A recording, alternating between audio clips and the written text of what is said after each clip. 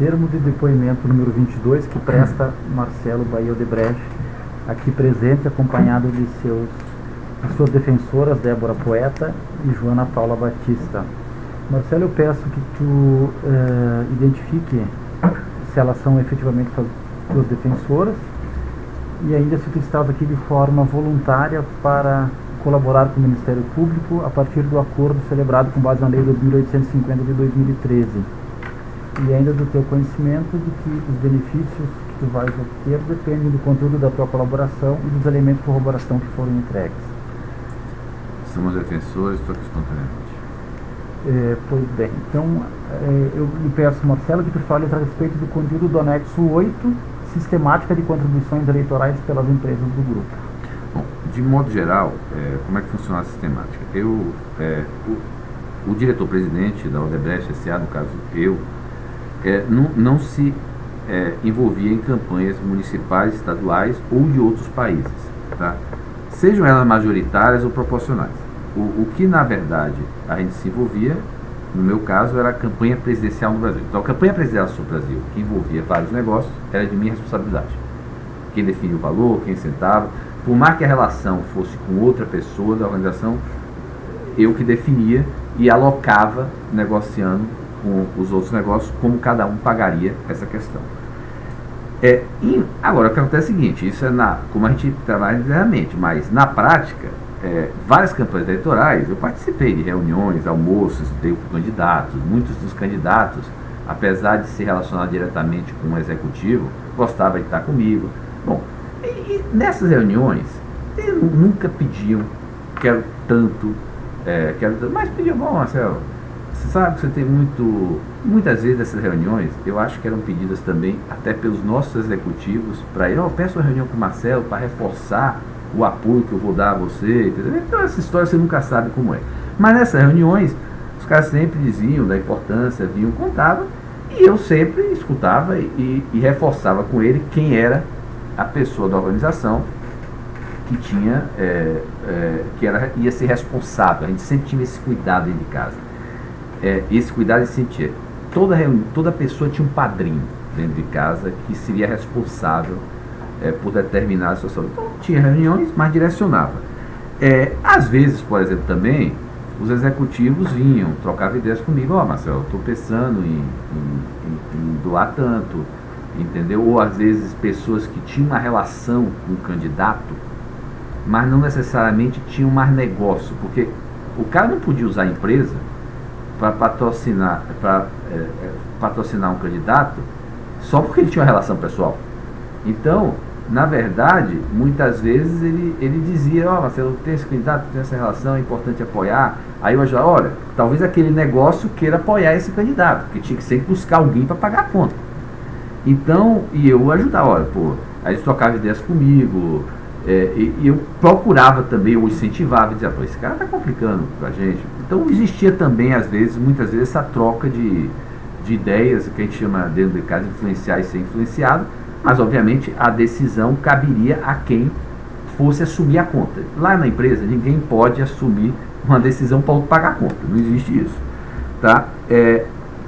Tinha casos também, por exemplo, e aí gerava às vezes conflito, por exemplo, você tinha muitas vezes em eleição problemas, isso é muito comum em governos estaduais, tá? Então ele tinha criado problemas ou deixado de resolver problemas para alguns negócios, tá? E aí outros negócios muitas vezes queriam apoiar o candidato. Aí eu entrava e dizia, gente, peraí, não dá pra gente estar apoiando o candidato aqui que está com problema com esse negócio. Resolvam-se. Aí eu botava o pessoal e dizia, você apoia, desde que você alinhe com ele. Então eu entrava também muito para resolver um pouco esses conflitos que gerava, porque em vários estados, no exterior é menos, porque em geral no exterior você tinha menos negócios, mas no Brasil e nos estados você tinha muito negócio envolvido. Então tinha alguns que estavam indo bem e estavam tendo bons negócios com aquele candidato, tinham boa relação, e outros não. E aí gerava esse tipo de atrito, porque uns se sentiam o seguinte, por que a empresa está doando para ele e o cara está me criando problema? Então às vezes havia esse tipo de coisa.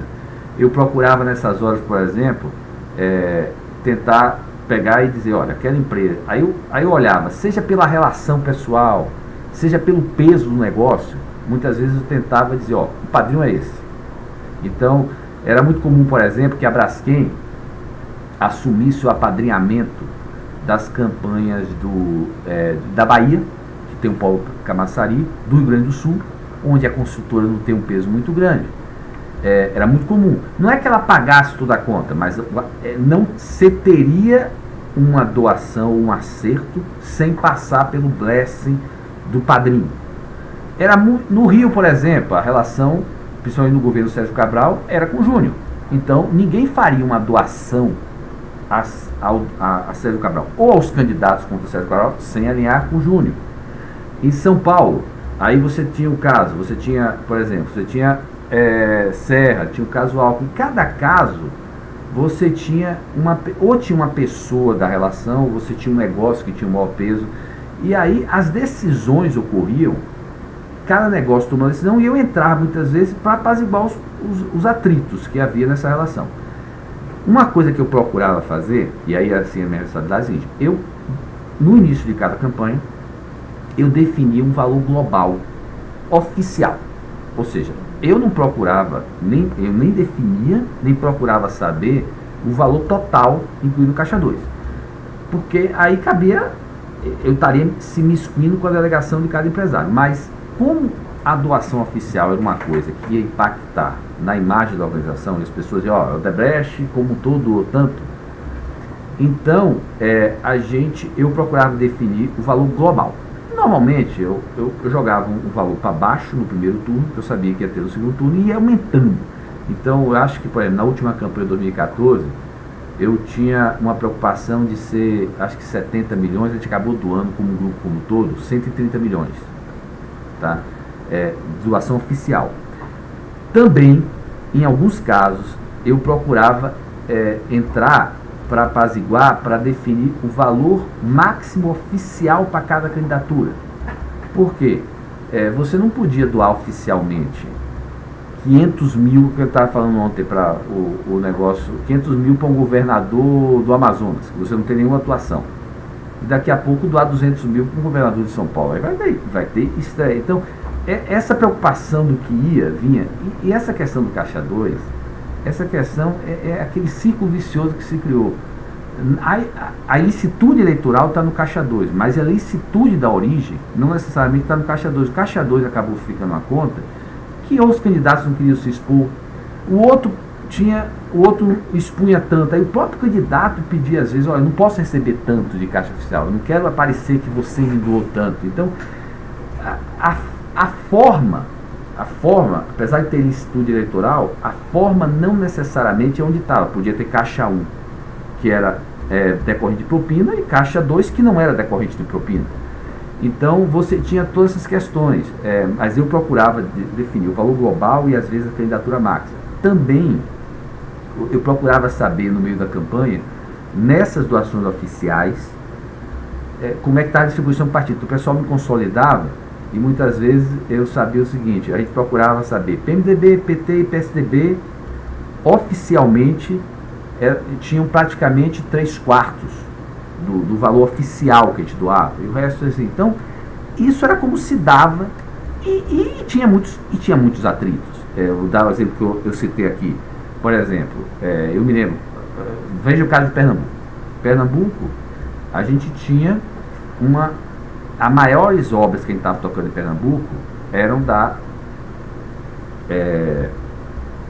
Reneste. Aí o que acontece?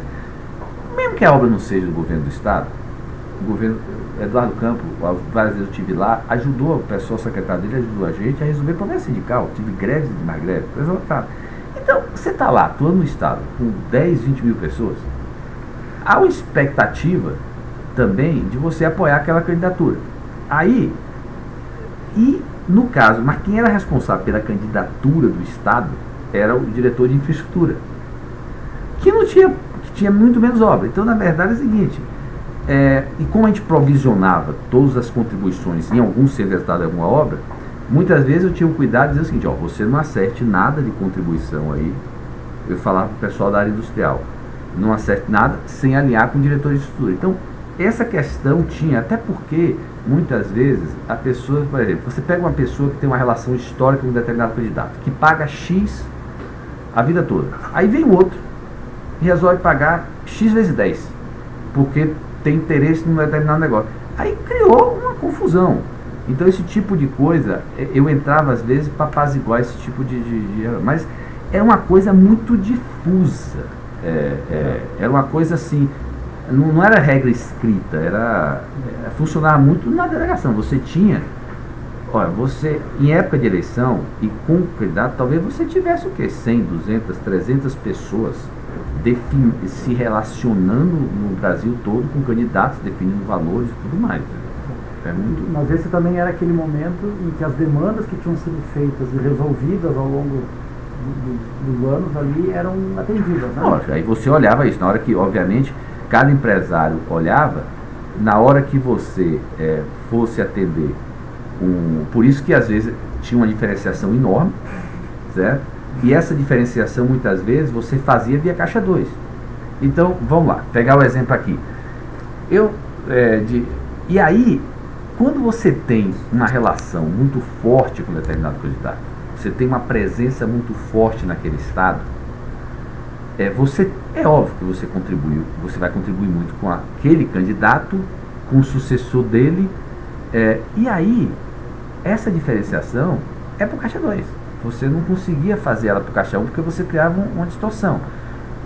Então, esse tipo de coisa existia. Criava uma situação, uma exposição, ficava exposto. Nem ele queria, nem a gente, entendeu? Criava. Era coisa. Às vezes era ele que não queria, o candidato que não queria, às vezes era a gente que não queria aparecer, até por referência, entendeu? Se você desse tanto para o cara a gente fazia também várias manobras, que era. Você pegava um candidato, por exemplo, outro dia eu tinha definido que senador era. Daí eu soube. Peraí, gente, aí parece que saiu uma doação oficial para a GEDEL alta. Eu falei, peraí, como é que a gente doou tanto para um senador? Aí o pessoal me disse que doou para o comitê, aí foi lá e pegou no comitê. Então a gente tinha, por exemplo, a gente doava para o Comitê Nacional, aí o deputado, o senador ia lá e arrancava do nacional, ou doava para o estadual. A gente procurava fazer esse tipo de coisa para diluir um pouco a exposição. Entendeu? Agora, e esse tipo de relação. E, obviamente, a expectativa era em função da relação pessoal, da quantidade de negócio que você tinha, você gerava essa demanda. E, obviamente, também tinha casos onde a pessoa tinha assumido já compromissos explícitos por conta de determinados apoios. E a gente sempre procurava, todo custo, a gente alocava ou provisionava, aí tinha os dois casos, provisionava em vários, nos negócios, no centro de resultados. E eu comentei, quer dizer, tinha casos também, e isso era muito comum, às vezes, no estado como Bahia, que tinha várias pendências, quer dizer, quando a gente percebia que tinha, isso é um desgaste enorme, quando a gente percebia que alguém que podia influenciar não ajudou a gente a resolver pendências, aí vinha aquela demanda, e eu mesmo incentivava, por que a gente vai apoiar um candidato que deixou cheio de pendência? Mas outro negócio eu queria, porque a descentralização é importante, o outro negócio é bom, mas não tem nada a ver com essa pendência. Ele vai criar. Então é uma confusão isso. Esse desgaste gerava. Então ficava nisso, entendeu? Às vezes eu tinha que entrar no circuito para definir, esse é o padrão, ele vai definir. Pessoal, mas existia isso. Como administrar tudo isso? Aí a gente assumiu o seguinte, aí funciona, seja qualquer coisa da organização, tinha o empresário. Quem pagar a conta é aquele início, é o dono do seu negócio. Como a gente tinha cultura, a gente dizia o seguinte, cada um é agente do seu destino, cada um é responsável pelo seu negócio. O dinheiro vai sair dele. Tá. Ou seja, do negócio dele que ele é avaliado, todo mundo é avaliado pelo seu negócio. Então, eu não me preocupava, a responsabilidade vem com a obrigação de pagar a conta. Então, por exemplo, eu não me preocupo, no final ele ia pagar a conta. Se ele acertasse, isso ia sair da base de avaliação dele, ele ia ser avaliado por isso. Então... Tá. E como você administrava isso tudo? A única coisa que eu na eleição. Para ter esse controle de não, tanta eu não tinha esse controle. Mas e a informação era guardada como? Como manter toda essa informação? Só de memória? Não, o que era a informação que eu guardava? Eu tinha o controle da campanha presidenciais, certo. Isso era comigo. Sim. Eu procurava saber o controle das doações oficiais, Tá. por quê? Porque essa é a que batia. E eu, a partir daí, como não era minha responsabilidade, eu entrava para administrar conflito. Só. Agora, o que é que eu sabia muitas vezes pelo tempo, você vai sabendo. Se você me perguntar hoje qual é o padrinho interno, ou a pessoa interna, que tem mais relação com um determinado político, eu, com o tempo, sei. Então, se você me perguntar, se uma pessoa me perguntava assim, pô, Marcelo, eu estou com problema aqui, eu digo, esse assunto você vai alinhar com tal pessoa. Então, muitas vezes, um empresário não sabia quem internamente era responsável pelo apadrinhamento de determinado político. E eu, em geral, eu tinha essa informação, entendeu? Essa informação você vai adquirindo com o tempo, você sabe quem se relaciona. Uma coisa também muito comum em eleição é a história do cacique. Muitas vezes é o seguinte, a pessoa não está concorrendo na eleição, mas ela é um cacique do partido. Então, ela elege, por exemplo, isso é muito comum na campanha municipal. A gente não tem interesse nas campanhas municipais, não temos muito negócio com prefeitura. Fora tiramos Rio, Bahia, Salvador, que são prefeituras. Mas normalmente a gente não tem negócio com prefeitura. Então, nossos empresários não se interessavam pelas campanhas municipais. Só que nas campanhas municipais é onde os deputados e senadores fazem a sua base. Então, muitas vezes, os deputados, senadores, governadores pediam apoio a gente, ou aos empresários, para apoiar as campanhas municipais. Mas isso aí, esse tipo, cada um cuidava do seu. Não era uma coisa, não tinha um controle consolidado. Se perguntar hoje quanto, cada um vai saber o seu. Juntando todas as peças, a gente vai ter, mas a gente não procurava ter esse controle. Você não tinha esse controle, cara? Não, isso é que eu digo, esse controle não havia, não era só para isso. Na organização como um todo, o negócio funcionava assim, era descentralizado. Isso não era só para a questão da campanha. Por exemplo, as pessoas faziam um diretor nosso de contrato podia assinar um contrato de 2 bilhões de dólares, não precisa ter autorização de ninguém. Ele assinava um contrato de 2 bilhões de dólares. O único controle interno que havia eram questões relativas, por exemplo, a investimento. Quando você demandava dinheiro do acionista, aí você era obrigado a pedir o dinheiro ao acionista. Mas se esse dinheiro viesse do seu centro de resultado, você não precisava, porque você era avaliado por ele. Mas as situações não impactavam no resultado? Não tinha um controle? Sim, mas o cara era avaliado. A cabeça nossa era que a pessoa, se ela tivesse disposta a pagar esse custo, só ela podia avaliar se esse custo era relevante ou não para o negócio dela, e ela ia ser avaliada porque ia sair a base de resultado dela. Não quer dizer que muitas vezes não havia um liderado busca no seu líder uma troca não quer dizer que a pessoa toma todas as decisões sem trocar uma ideia. Troca-se às vezes. Então, por exemplo, você pega um caso assim. Bahia é um caso muito específico, a nossa origem é na Bahia. Se um negócio vai criar um caso com o governador da Bahia porque ele não resolveu, em geral, o cara busca se alinhar em eu posso criar esse caso porque vai afetar vários negócios. Então, existia esse tipo de troca de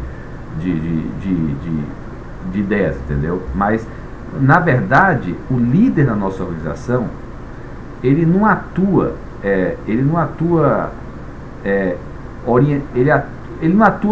proativamente, ele atua para apoiar quem busca ele. Então, ele entra, se o cara quer consultar ele vai dar a opinião dele, ou para resolver conflitos. O mais comum em eleição era a questão de conflito, era definir quem era o padrinho e como os negócios iam se entender. E quanto mais a organização crescia, mais conflitos existiam. Em relação à questão desses conflitos, poderia esclarecer um pouco melhor o que está no teu termo, a respeito do problema que aconteceu na Venezuela entre o Fernando e o... Esse eu citei porque foi um exemplo seguinte. No exterior, no passado, era só construtora. Era muito fácil, então nunca teve conflito. Só tinha um negócio. Quando a gente começou a ter mais negócios no mesmo país, aí começou a confusão também. Então, por exemplo, esse caso ficou marcado porque na Venezuela, a Venezuela era o único país, quando eu assumi como diretor-presidente da Odebrecht, a Venezuela era um dos 5 negócios, porque tinha um peso muito grande, era um dos 5 negócios da construtora. Então o líder empresarial da Venezuela estava ligado ao diretor-presidente. Os outros consolidavam vários países. Então eu, de certo modo, tinha uma noção maior do que outros. No Carabineiros não tinha uma noção porque começamos a ter a atuação de vários negócios na Venezuela. A pessoa que estava lá há anos, o diretor de lá, ele é da área de infraestrutura. Nunca tinha tido relação com a PDVSA. Aí quando chegou os outros negócios, óleo e gás, e principalmente industrial, que esse diretor era da área industrial, ele começou a ter relação com a PDVSA. Aí ele começou a fazer acertos, e aí a pretexto de campanha política, os detalhes aí eles sabem, mas acertos, que o cara de infra começou a reclamar. Porque, pô, o cara vai lá, chega, começa a fazer acerto, me perturba todo, dá referência, tudo. Aí foi que eu dei uma chamada e falei, pô, você não pode chegar e fazer nenhum acerto que não envolva, qualquer acerto que envolva agente público, sem combinar com a pessoa lá, porque você vai perturbar. Tá, e aí houve pagamento para grupos distintos, então. É o que eu estou dizendo. Às vezes é a mesma pessoa. Imagina assim, qual era a dificuldade? Isso era a Venezuela. Todo lugar que você tinha um negócio, imagina o seguinte, a pessoa resolve o problema de um negócio, ou aquele governador, aquele prefeito, aquele deputado ajuda muito negócio, e prejudica outro. Aí ele vai naquele negócio que ele ajudou e quer arrancar a contribuição. E o outro está sendo prejudicado. Aí o outro reclama. Então, esse tipo de coisa é que aí eu tenho que definir quem é o padrinho, entendeu? Muitas vezes o padrinho podia até ser quem prejudicou, muitas vezes podia ser quem ajudou. Aí tinha que ver pelo peso também, por exemplo. Você tinha um negócio que tinha um peso enorme, tá? E outro que era mínimo naquele lugar. Se o cara foi prejudicado, eu não vou dizer que é o rabo abanando o cachorro. Então, é o que eu estou dizendo, às vezes a gente vai ajudar pelo que é o todo, entendeu? Então, definir o padrinho. Agora, às vezes não, às vezes é uma relação histórica, tá? Então, era muito... E mudava com o tempo, porque às vezes o empresário muda pelo peso, às vezes tinha desgaste. Então, essas coisas mudam com o tempo. É uma coisa meio natural. Na organização, não era definida por ninguém, ocorria de maneira natural. Novamente, o líder entrava, não só eu como todos, para apaziguar eventuais conflitos liderados. Por exemplo, muitos conflitos, os meus diretos resolviam quando era entre o pessoal dele. Tá. E em Pernambuco, o que aconteceu lá com... Então não foi aquele caso que eu citei. Você tinha uma obra relevante lá, o Márcio me disse uma dessas vezes, Marcelo, e aí o pessoal também faz o seguinte, eu vou comentar na frente, o Márcio não se envolvia em campanha, em apoio político, ele nunca conversou comigo sobre apoio político. Uhum. E aí, ele uma vez mencionou, como que ele dizia assim, eu tô lá, ajudando na campanha de Eduardo, tá? Aí eu falei, ô Márcio, você não vai fazer nada sem alinhar com o Pacífico, porque Pacífico já estava, que era o diretor nosso, já estava reclamando que Márcio estava ajudando ele quando ele tinha vários problemas com o governo do estado para resolver. É aquela história, pô, o cara vai lá, procura e aí e o outro que está resolvendo os problemas, aí o outro fica malzinho, entendeu? Quer dizer, então esse tipo de coisa foi o que eu me lembro que Márcio procurou e eu falei, Márcio, não acerte nada lá com o estado sem passar sem alinhar, usava esse termo, sem alinhar com o diretor de lá. Sem ver, também, então, sem ver se os problemas estão resolvidos. Sem alinhar. A questão está encaminhada. Na verdade, essas coisas você tem que ter um líder. Quer dizer, eu sempre no final, se eu vi um conflito, se eu não definisse quem ia tomar a decisão final era minha. Então, sempre, se havia um conflito, eu acabava escolhendo. Este cara vai tomar. Obviamente que essa pessoa, em geral, ele olhava o todo, apesar de olhar o interesse dela, mas eu sempre definia um padrinho para cada candidato. Esse negócio era de maneira natural, às vezes precisavam entrar. Se alguém não estivesse cumprindo com a obrigação, ou estivesse resolvendo um problema que existia, ele recebia também de qual forma valores? Olha, eu tinha um limite para isso, tinha um ponto de ruptura. Olha, aí depende de caso a caso. Às vezes você tentava, às vezes eu sei que, por exemplo, no meu caso uma vez, eu até menciono aqui no anexo, eu tinha essa conta de apoio a Guido, tá certo? E a Paloma. Aí, na eleição de 2014, a Graça me criou um mega problema. E o Guido tinha me pedido um apoio que não tinha nada a ver com a Graça. Foi a conta, minha conta. Teve uma hora que eu fiquei tão chateado, porque eu estava doando dinheiro, estava regalando, e eu recebendo e a Graça fazendo isso, que eu, e até está no e-mail, eu mandei e-mail para o pessoal assim, sabe a coisa? Aquele valor que eu combinei liberar, segura. Aí o meu próprio pessoal me ligou e disse, peraí, Marcelo, a gente já avisou pro cara que vai liberar, agora você quer segurar? Então, é uma coisa meio complicada às vezes. Essas coisas é caso a caso, entendeu? Então, é aquela história, você vê pela dimensão, você vê também se o cara realmente, é aquela história, o cara não está resolvendo porque ele não quer resolver, ou que o cara não está resolvendo porque é uma burocracia. É muito caso a caso. Então, como a gente era descentralizado, eu procurava, cada um tomar a decisão caso a caso, entendeu? Era muito específica. Um outro ponto importante que eu acabei de mencionar, está aqui no meu anexo, é o seguinte: além da doação oficial que a gente fazia, além da doação de caixa 2 direta, nós também fazíamos doação oficial através de terceiros. Ou seja, terceiros doavam oficialmente, e um desses parceiros era o Itaipava, e a gente fazia, reembolsava ele de alguma maneira. Por que isso ocorria principalmente no Brasil? Eu vou mencionar lá na frente a questão da geração e distribuição. A maior parte da geração nossa, quase a totalidade, era no exterior, por questões fiscais. Só que a grande necessidade que a gente tinha de caixa 2 era no Brasil, na época de eleição. Então você tinha uma necessidade aqui, sem uma geração aqui. E esse problema surgia sempre. Além do que, dificuldade de transitar com o dinheiro. E aí a gente começou a usar esse tipo de coisa, de fazer por terceiros e reembolsar ele. E o grande nosso parceiro nesse assunto foi Itaipava. Quer dizer, ele fazia uma doação lícita, a gente pedia a ele, olha, doe para estar candidato, e de alguma maneira a gente reembolsava ele. Desde que época? Acho que deve ter sido de 2010 para cá. Eu não sei precisar. Isso o pessoal já precisou. Quem controlava? Eu acho que Hilberto, o pessoal das operações estruturadas sabe desde qual época, e eles já devem ter falado isso aí. Entendeu? Eu soube, no meu caso específico, para a questão de Dilma em 2014, a gente teve que recorrer a ele. Ele fez doação oficial. Como é que cobria essa... Eu acho que o pessoal especificou, porque aí tinha várias formas. Eu nunca procurei saber na época, mas o pessoal explicou exatamente como é essa forma. Isso eu acho que o pessoal relatou direitinho. Qual é que foi o valor para dar para na eleição? Eu não sei o valor total, mas eu acho que foi, não falando aí, dezenas de milhões. Ao longo do tempo aí, dezenas de milhões de reais. Tem anexo específico? Deve ter anexo do pessoal deles. Da operação estruturada, deve ter falando sobre esse assunto. Inclusive deve ter dito, eles devem ter o controle, porque o dinheiro foi reembolsado de alguma maneira.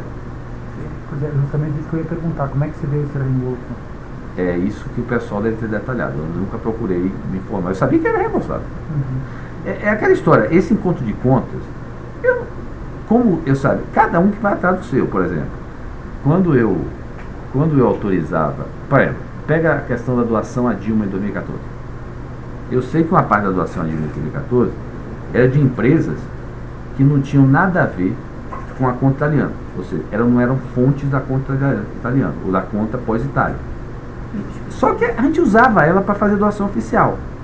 Pô, quem fazia isso, a meu pedido para fazer a doação oficial, mas ele dizia, ele era reembolsado depois. Isso aí eu não me preocupava, porque é aquela história. O empresário não ia assumir um custo que não era dele e depois não cobrar. Então cabia cada um cobrar. Então, de alguma maneira, alguém cuidava. É aquela história. Se era a responsabilidade de alguém ia fazer, alguém ia cuidar disso. Entendeu? Uma última... existe alguma forma de contribuição direta para algum político, tipo assim, investimento de alguma empresa, parcerias, essas coisas assim? Direta não entendi como. Normalmente se fala, aqui só tem se falar assim, campanha, né? Mas assim, um benefício direto. Sim, é o que eu digo. É o seguinte, Você tem vários casos. Tá. Você tem o caso seguinte, aí cada um vai poder precisar. Eu, por exemplo, eu precisei. Tá. Na relação que eu tinha da conta italiana, eu precisei o seguinte: desse montante que eu acertei, teve 2 montantes que foram fruto de contrapartida específica, que tem a ver com o refis da crise e o rebate de Angola. Tá. Os outros foram uma questão mais geral.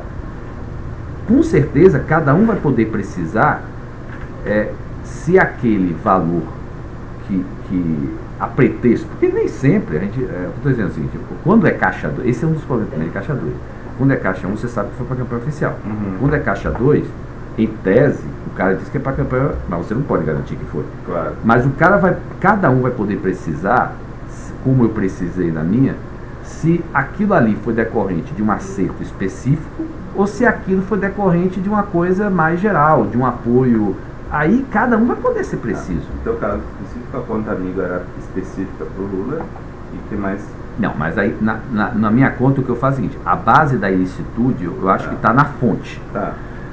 Ou seja, na verdade, no meu caso específico, teve 2 casos de contrapartida específica. Foi o assunto do refis e foi o assunto do rebate. Tá? Os usos, na verdade, muitas vezes quem usava nem sabia de onde é que vinha. É aquela história, quando o senador, o deputado pediu apoio na conta de Marcelo, ele não sabia como é que era meu controle. Então, é difícil dizer. Eu acho que a ilicitude está no acerto da contrapartida específica. Tá? Quer dizer, a ilicitude explícita, digamos assim. Não, mas acho que ela me pergunta assim: eu sou político, eu tenho uma empresa XYZ. Em vez de jogar dinheiro para minha campanha, entendi. Certo? Você vem e me ajuda na minha empresa. Olha, isso pode ter ocorrido, mas também através de operações estruturadas. Porque uma coisa que a gente tinha muita.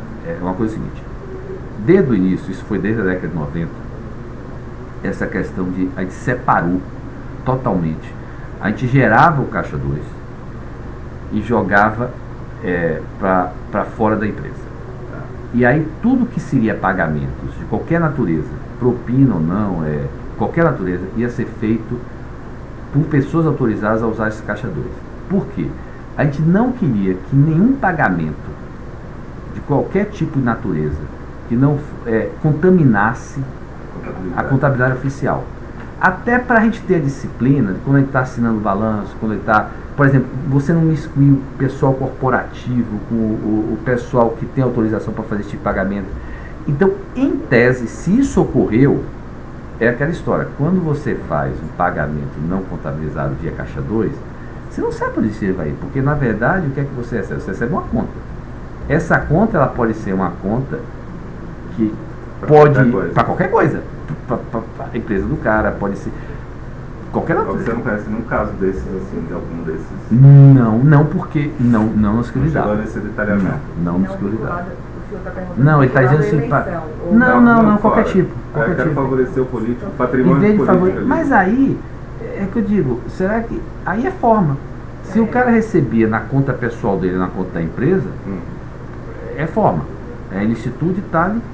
O fato de receber. Agora, eu não conheço, mas é capaz de ter havido. Né? Por exemplo, a Odebrecht contrata uma empresa aí vinculada a um determinado político e isso... Não. É isso que a gente não queria.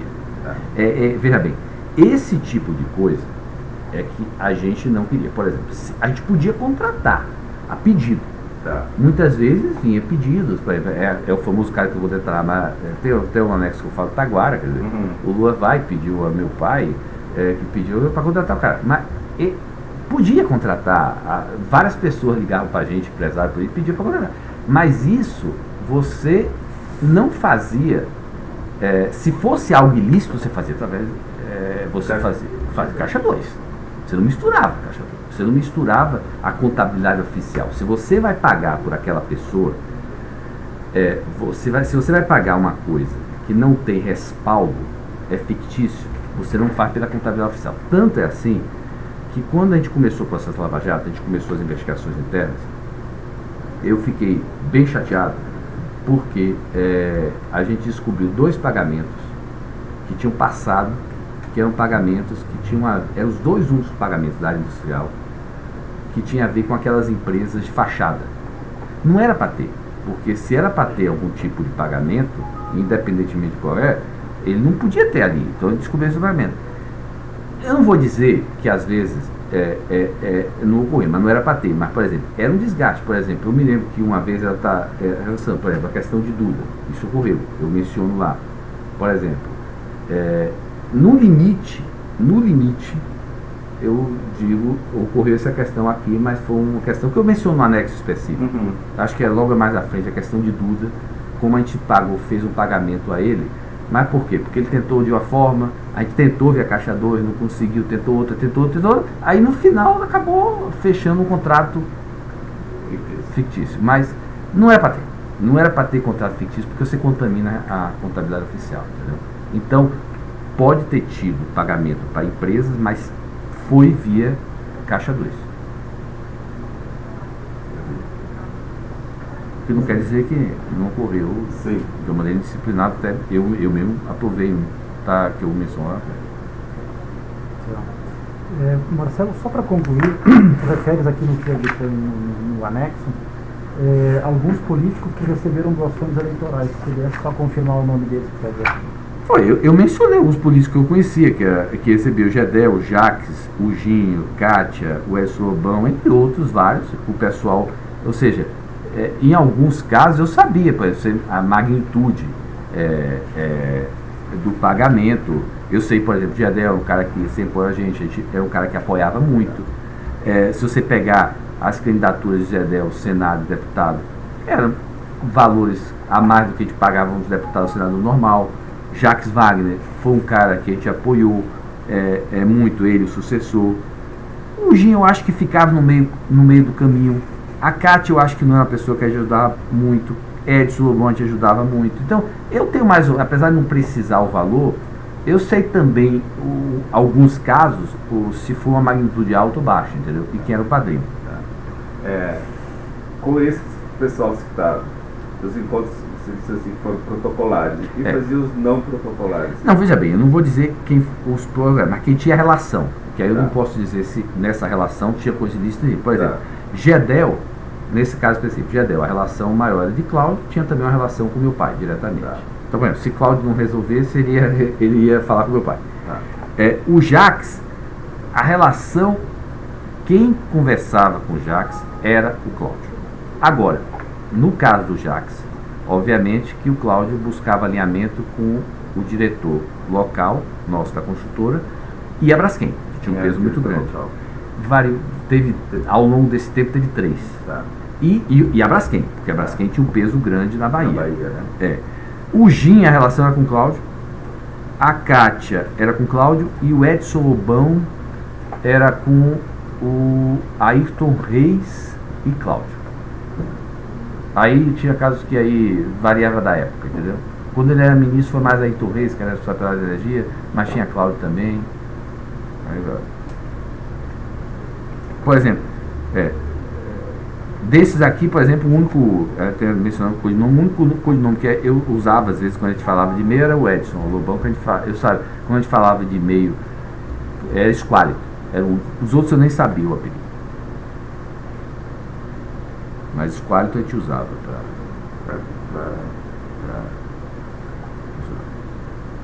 Mais alguma coisa? Não, aliás, teve uma só desses aqui. É porque depois eu vi o seguinte, eu tinha colocado e por alguma razão saiu na versão final do meu anexo. Saiu. Eu fui olhar e saiu. Mas o Edson Lobão já tinha mandado para eles e na versão final. O único desses que eu tive, digamos assim, conversas menos protocolares, digamos assim, o Edson Lobão, que eu tinha uma vez mencionado no anexo que eu mandei e depois na última versão saiu, que foi o seguinte, aquele questão do PAC SMS. Que o Edson Lobão chegou uma vez para mim e perguntou assim, Marcelo, que história é essa?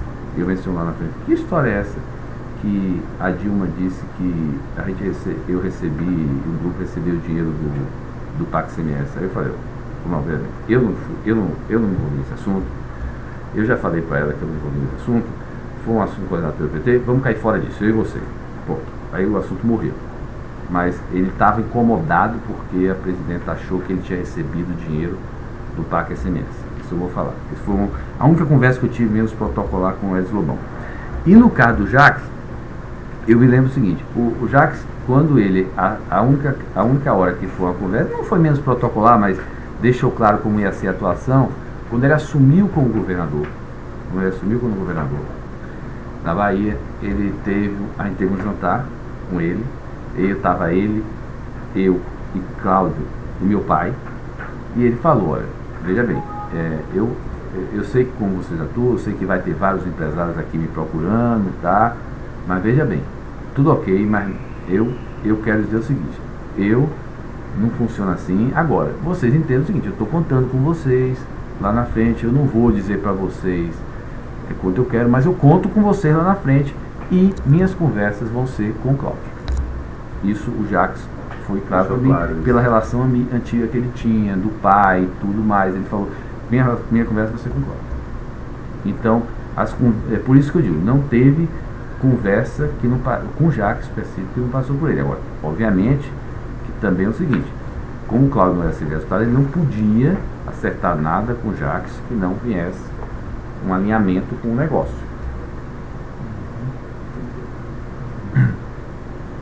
Posso encerrar? Então dou por encerrado o termo de depoimento número 22, prestado por Marcelo Baio de Brecht.